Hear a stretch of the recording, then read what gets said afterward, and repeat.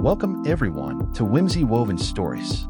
Here, we explore gripping tales of real-life twists.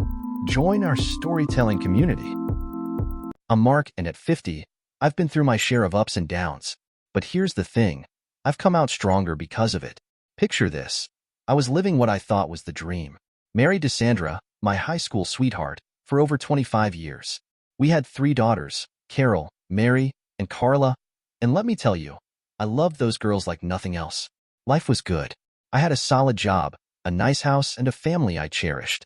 I was even planning to retire early, at 50. Can you believe it? I had it all mapped out. Fishing trips, some travel, and lots of time with the grandkids whenever they arrived. It was all right there, just within reach.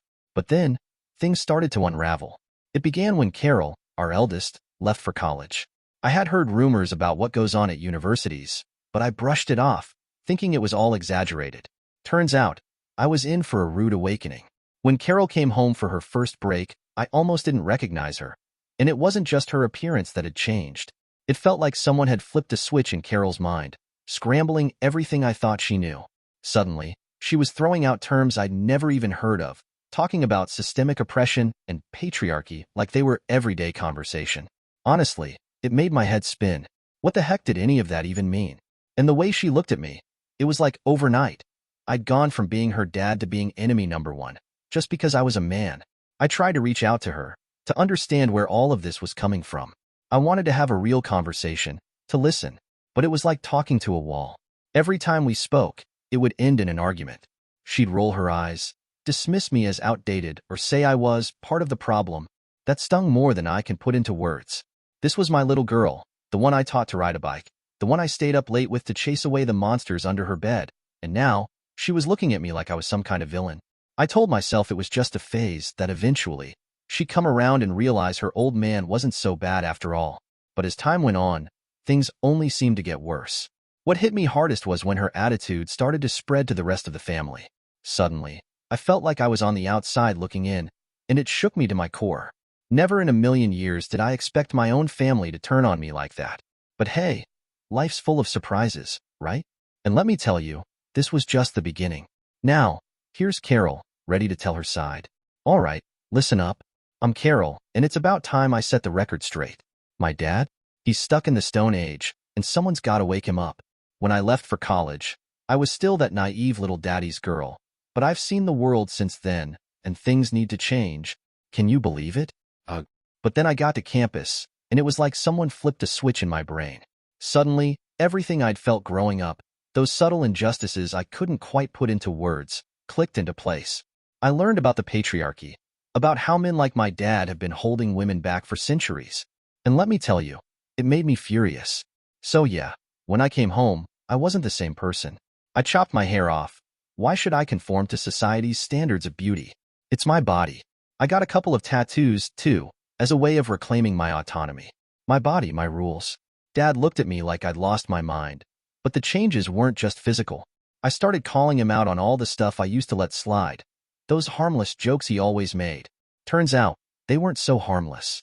They were reinforcing toxic gender stereotypes, the very thing that keeps women in their place. And then there was the way he treated Mom, always expecting her to have dinner ready, to clean up after him like she was his personal maid. It drove me crazy. And when I called him out on it, he couldn't handle it. Said I was being disrespectful, that I should be grateful for everything he'd done for me. Like being a parent is something you should get a medal for. I mean, come on, that's just the bare minimum. The best part? My sisters, Mary and Carla, they started to see it, too. We'd have these deep talks about feminism, about dismantling the patriarchy, and they were right there with me. It was incredible to watch them wake up to the reality of how we'd been raised. We were no longer just daughters. We were starting a revolution right under our own roof. Even Mom started to come around. She cut her hair, too, and began standing up for herself more. It was like watching a flower bloom after being trampled for years. Absolutely beautiful. But Dad? He just couldn't handle it. He'd turn red in the face, shouting about how we were tearing the family apart, as if the family wasn't already in disarray, built on outdated gender roles and male privilege. At one point, he even threatened divorce. Can you believe that? Talk about emotional manipulation. But we didn't back down. We knew we were right and weren't about to let him bully us into silence. You know what? I'm proud of what we did. We stood up for ourselves and for what's right. If Dad can't handle that, then that's his problem, not ours. We're on the right side of history, and maybe one day he'll realize it. Or maybe he won't. Either way, we're not going back to being quiet, submissive little girls just to make him comfortable. Those days are over, and good riddance to them. I have to tell you, things at home spiraled from bad to worse in no time. It felt like someone flipped a switch, and suddenly, I was living with strangers. My own family, for crying out loud. Carol's attitude spread like wildfire, and before I knew it, Mary and Carla were echoing the same sentiments. My sweet little girls, who used to run to me when I got home from work, now looked at me as if I were some kinds of monster. And Sandra? That was the toughest pill to swallow. The woman I loved and built a life with was now on the other side, and it felt like the ground was shifting beneath me. My wife, my partner for over 2 decades, started changing, too. One day, she came home with a pixie cut. Now, don't get me wrong. I support her choices when it comes to her hair. But it felt like more than just a hairstyle change. It was as if she was trying to erase every trace of the woman I married. She began talking differently, too, throwing out phrases like, "I'm not your servant, Mark." I never thought of her that way. We were a team, weren't we? At least, that's what I believed. The house quickly became a war zone. Every little thing turned into a battle.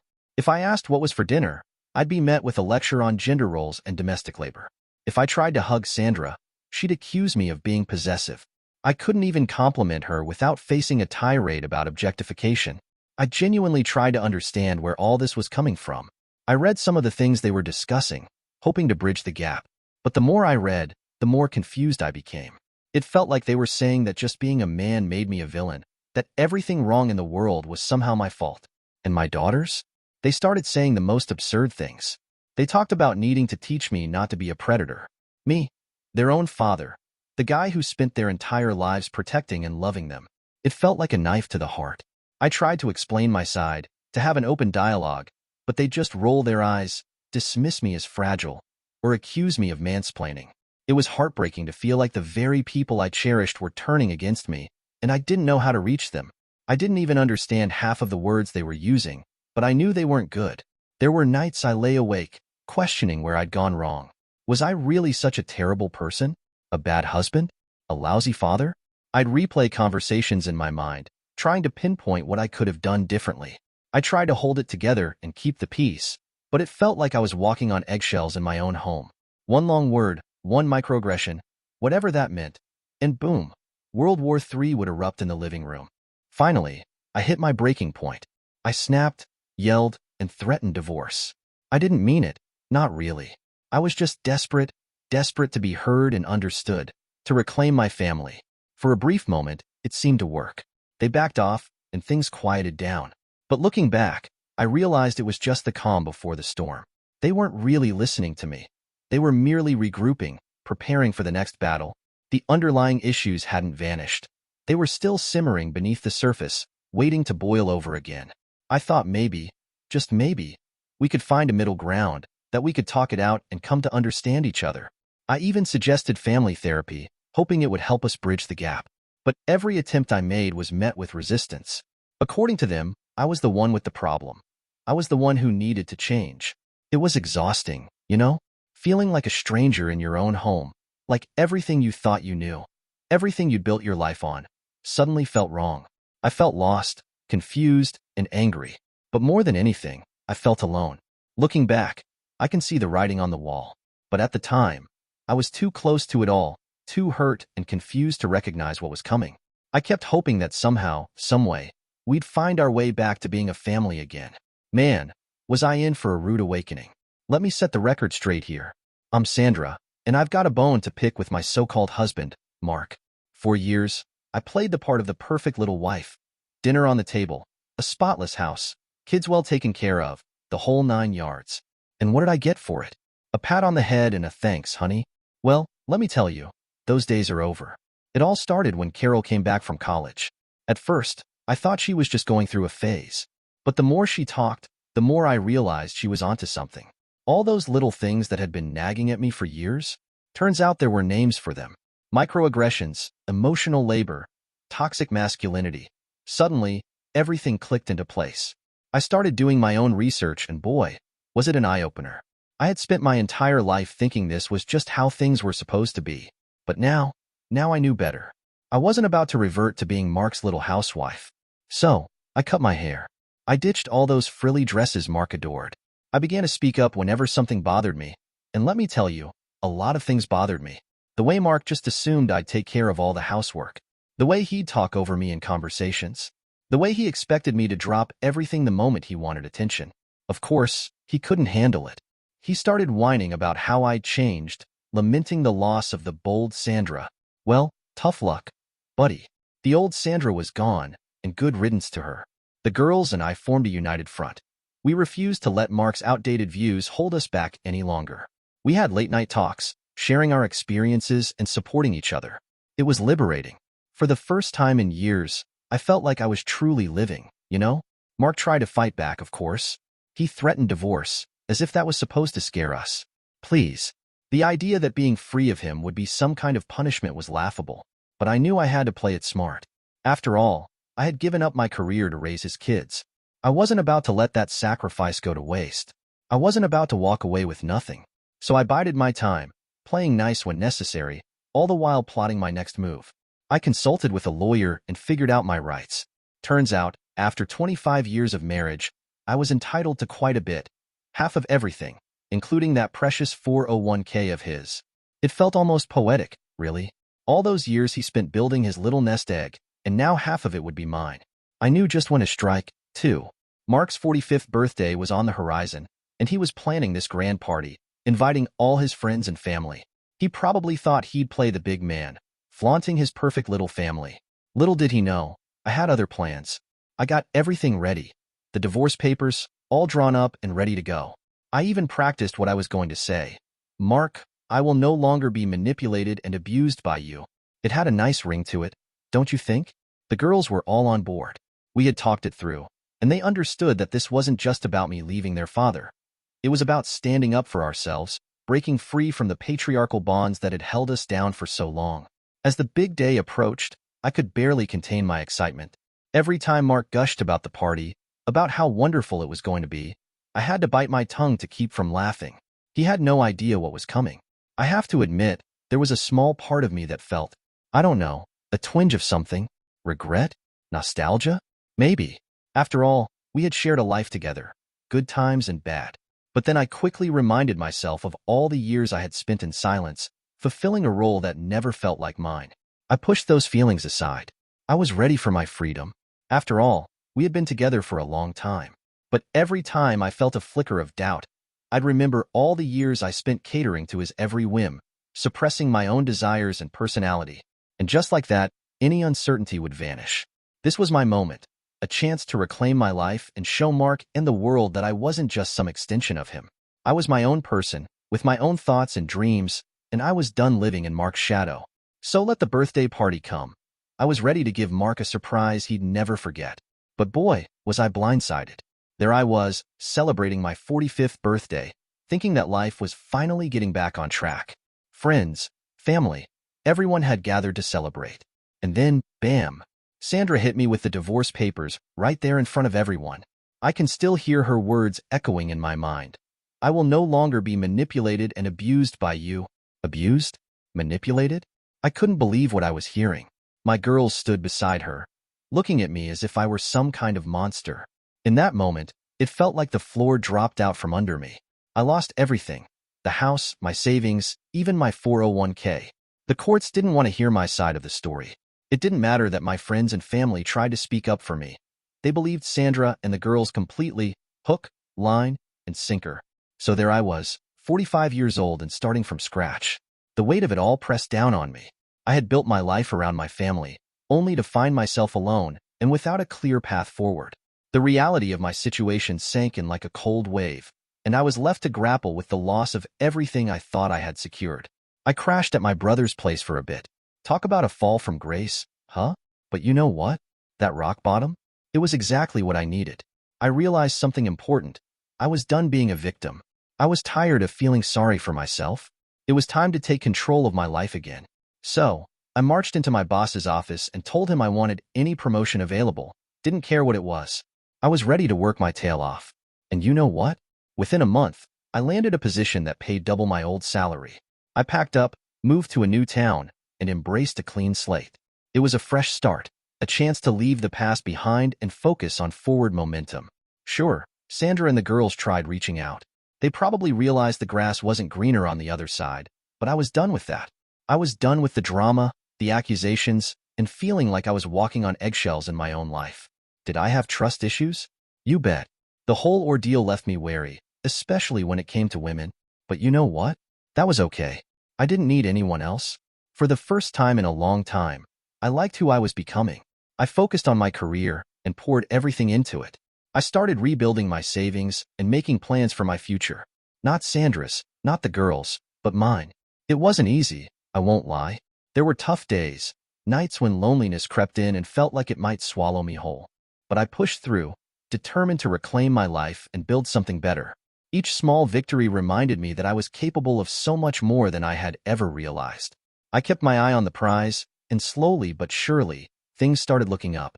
I found my groove and regained my confidence, realizing I was stronger than I ever knew. And let me tell you, that feeling? It beats any false sense of security I had in my old life. So, yeah, I lost my family, my home, my savings. But what I gained? Priceless. I gained myself back. And that, my friends, is worth more than anything they took from me. Well, turns out life after Mark isn't the feminist utopia I thought it'd be. Who would have guessed, right? Oh wait, maybe the husband I tossed aside like yesterday's trash. But what do I know? I'm just a bitter, washed-up ex-wife. Let me paint you a picture of my fabulous new life. First stop after the divorce? The bottom of a bottle. Yep, turns out freedom tastes a lot like cheap vodka. Who needs a loving family when you've got Jim, Jack, and Johnny to keep you company, right? My relationships? Huh, what a joke. Turns out men aren't exactly lining up to date a middle-aged woman with more baggage than an airport carousel. The few who did stick around? Let's just say they made Mark look like Prince Charming. And oh, the irony of ending up in rehab. There I was, preaching about empowerment and independence, and where did I land? In a place where they take away your shoelaces and monitor your bathroom breaks. It felt like I was right back in the trap of feeling powerless, just in a different form. I thought I was breaking free, but instead, I found myself shackled to new chains, addiction, and the weight of my decisions. The journey was anything but smooth. Sure, I had moments of clarity, where I would remember the fire that fueled my rebellion against Mark, but they often got overshadowed by the fog of my choices. I realized I needed to confront my demons, not just run from them. So, I rolled up my sleeves and got to work, not just on my sobriety but on understanding myself. I had to learn that true independence didn't mean replacing one crutch with another. It meant building a life where I could stand on my own 2 feet, free of the need to escape. Real liberating, let me tell you. The girls? They're a whole other story. Carol, my proud feminist warrior, can't keep a relationship to save her life. Turns out constantly accusing your partner of perpetuating the patriarchy isn't great for romance. Who knew? Well, she decided to follow in my footsteps. And by that, I mean she's currently working on her liver failure degree at the University of Jack Daniels. Mother-daughter bonding at its finest, wouldn't you say? Only Carla, my youngest, managed to pull her head out of the sand. She met some guy in college who apparently didn't get the memo about all men being evil. Good for her, I guess. At least one of us isn't completely miserable. And Mark? Oh, Mark's doing just fine.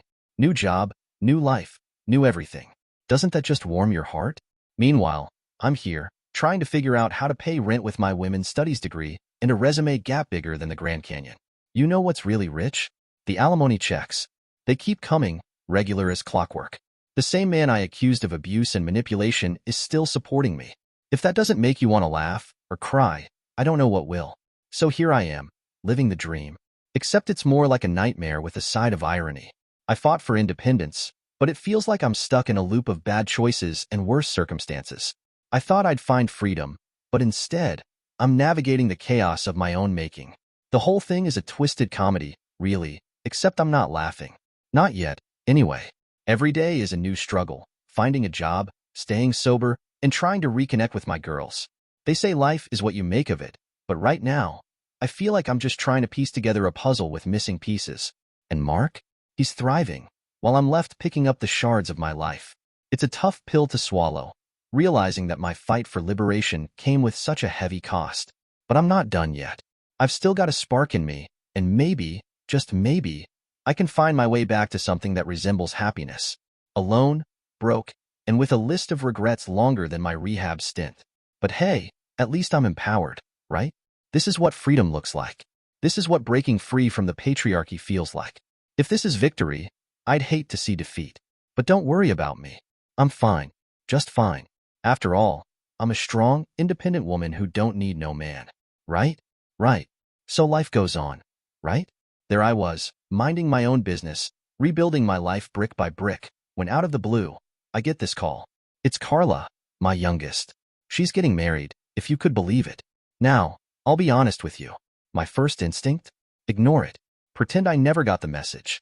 I mean, after everything that went down, why would I want to open that can of worms again? So, against my better judgment, I hear her out. Turns out she wants me to walk her down the aisle. Talk about a curveball, huh? But then my buddy Jim, good old Jim, the voice of reason, says to me, Mark, maybe give the kid a chance. She's reaching out. That's gotta count for something.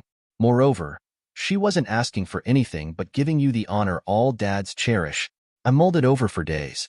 Part of me wanted to tell her, no thanks, to avoid reopening old wounds. But another part of me, one that still held onto the hope of reconnecting with my family, couldn't ignore the weight of that invitation. Walking her down the aisle could be a chance to rebuild something, even if it felt like a long shot.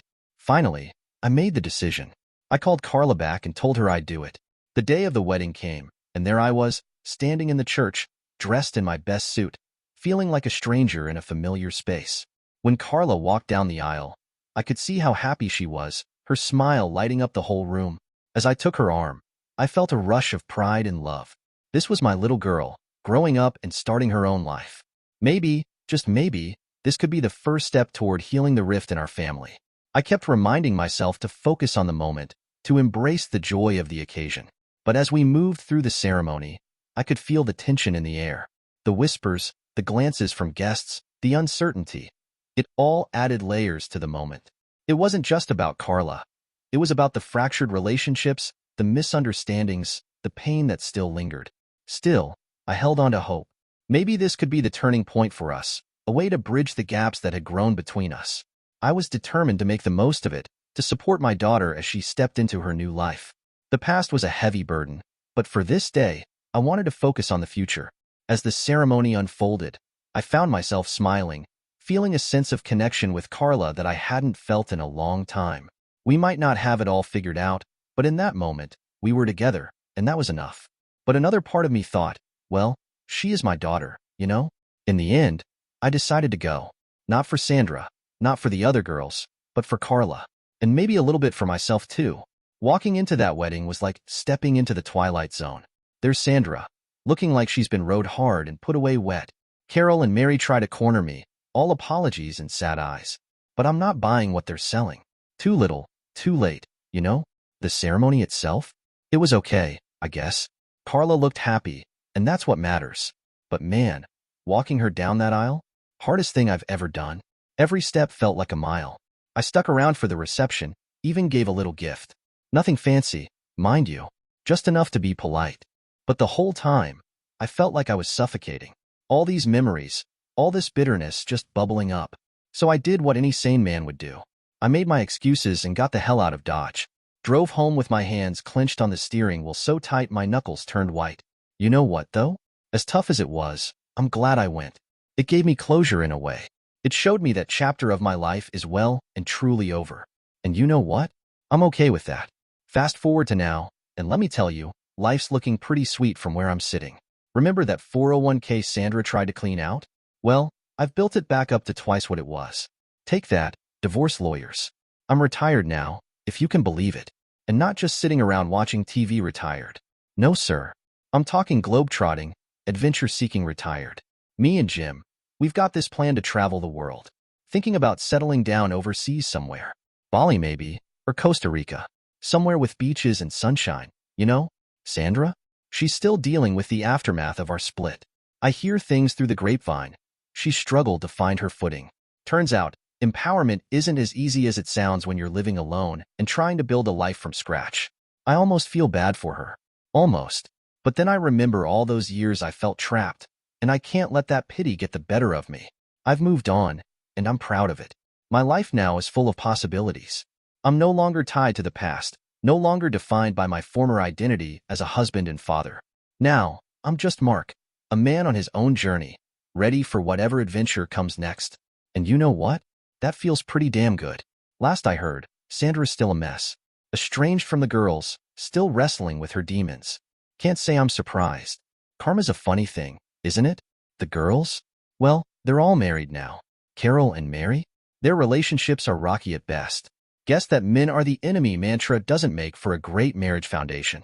Who'd have thought, right? Carla, though? She's doing okay. We talk sometimes. It's not perfect, but it's something. She's trying to mend fences, and I appreciate that. Don't know if we'll ever be as close as we used to be, but I'm open to seeing where it goes. Sandra tried reaching out again recently. Said she's turned her life around. Been through rehab, all that jazz. But you know what? I'm not interested. That ship has sailed, sunk, and is now gathering barnacles at the bottom of the ocean. I've moved on, and I gotta tell you, it feels good. Real good. I wake up every morning with a smile on my face, excited about what the day might bring. No more walking on eggshells, no more feeling like the bad guy for just being me. Some folks might think I'm lonely, being on my own and all, but let me tell you, I've never felt more at peace. I've got my freedom, my self-respect, and a future full of possibilities. I'm discovering new hobbies, meeting new people, and enjoying life without the weight of someone else's expectations. Every day is an opportunity to create my own happiness, and that's something I'll never take for granted again. Whether it's taking a spontaneous road trip, diving into a new book, or simply enjoying a quiet evening with a glass of wine, I'm living for myself now. So yeah, while Sandra and the girls might be navigating their own struggles, I'm focused on my own journey. And let me tell you, it's a journey worth taking. Life may not have gone as I expected, but it's turning out to be more fulfilling than I ever imagined. Here's to new beginnings, and to whatever adventures lie ahead. What more could a man ask for? So yeah, life's thrown some curveballs my way, but I caught them, learned to pitch them back. And now I'm playing in a whole new ballgame. From where I'm standing, the view is pretty damn spectacular. Looking back, it's clear as day how that feminist ideology tore my family apart. It came in like a wrecking ball, smashing everything we'd built. But you know what? Sometimes things need to break before they can get better. I won't lie, it was tough. Real tough. But I came out the other side stronger, wiser, and happier than I've ever been. So if there's a lesson in all this, it's that life can knock you down. But it's up to you whether you stay down or get back up swinging. And me? I chose to swing. And I've never looked back. I found my footing, built a life that reflects who I am, not who I was expected to be. Sure, I've had to navigate the challenges that come with starting over, but every step has been worth it. I'm reclaiming my time, my happiness, and my future. With each day that passes, I'm reminded that resilience isn't just about surviving. It's about thriving. I'm learning to embrace every moment, to appreciate the freedom that comes with being true to myself. Whether it's exploring new passions, meeting interesting people, or simply enjoying my own company, I'm living life on my own terms now. So, here's to new beginnings and to the adventures that lie ahead. I'm ready for whatever comes my way because I know I can handle it. Life may have knocked me down, but it also gave me the chance to rise up stronger than ever. And that's something worth celebrating. Thanks for listening. Share your opinion in comment section and also do like and subscribe to the channel.